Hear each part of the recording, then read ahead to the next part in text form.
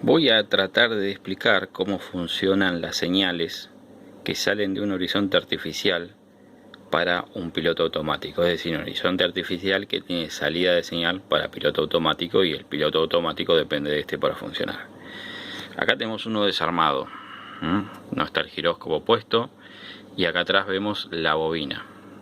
El horizonte artificial, los que tienen salida para piloto automático, adentro tiene una bobina y esta chapita que está acá que trabaja sobre la bobina, ¿sí? El horizonte se mueve así. Estamos hablando en este momento solamente de roll, no de pitch. Con el pitch sería algo similar, pero lo haría con el otro movimiento del mecanismo que no está acá sobre otra bobina. Pero básicamente es lo mismo. Esta bobina en realidad dentro tiene dos bobinas. Una bobina está central y toma una señal de referencia que le entrega el piloto automático. La otra bobina toma las señales magnéticas que deflecta esta chapita. Cuando la chapita va hacia un lado, la bobina secundaria hace de transformador con respecto a la bobina primaria, y cuando va hacia el otro lado también hace como transformador, pero de forma inversa, porque la señal está entrando de la otra punta de la bobina. Es decir, sería como si diéramos vuelta la bobina de un transformador. Hacia un lado la señal va a ser igual y hacia el otro lado va a ser inversa. En el medio va a ser nula. Y ahora la vamos a ver en el osciloscopio. Yo acá con un generador de funciones estoy inyectando una señal, que sería la señal que genera el piloto automático. El piloto automático trabaja con corriente continua de la batería, sea 14 o 28 volts.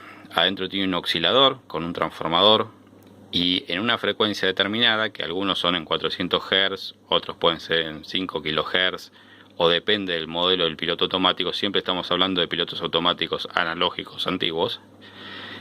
Nos va a mandar la señal a la primera bobina. En la salida de la segunda bobina tengo conectado allá un osciloscopio, que en realidad tengo las dos señales. La azul es la que yo le estoy mandando y la amarilla es la que está saliendo por la segunda bobina. Y ahora tengo el horizonte en el medio. Me voy a desplazar hacia la derecha 45 grados. Y ahí vemos como la señal es idéntica a la que está entrando. Es decir, está funcionando como un transformador convencional. Ahora lo voy a poner en el centro y la señal es prácticamente nula. En realidad, en esta etapa, después vamos a cambiar la escala del osciloscopio, pero ahí es donde se invierte la señal. Y ahora voy a ir 45 grados hacia el otro lado.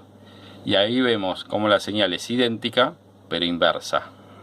No nos tenemos que guiar por la amplitud de la señal, es decir, que sea más grande o más chica, porque después en el circuito que recibe la señal de esta segunda bobina en el piloto automático, tiene una especie de amplificador de ganancia automática, que esto lo va a eliminar, porque lo que a él le importa no es la amplitud de la señal, sino la posición con respecto a la otra señal.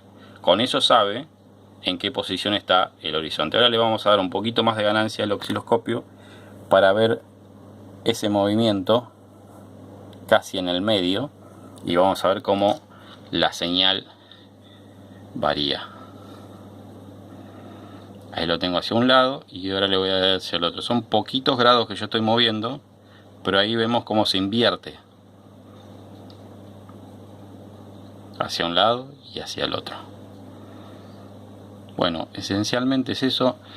Era una forma de explicar cómo funciona, porque muchos saben que el piloto automático depende de la señal del horizonte, pero muchas veces me preguntan: ¿y qué señal es? ¿Qué varía una resistencia, una tensión, una señal? ¿Sale del horizonte? ¿Cómo es? Bueno, esta es la explicación. El piloto automático le manda una señal de referencia al horizonte y el horizonte remite esa señal enfasada de una forma u otra, depende de la posición del horizonte.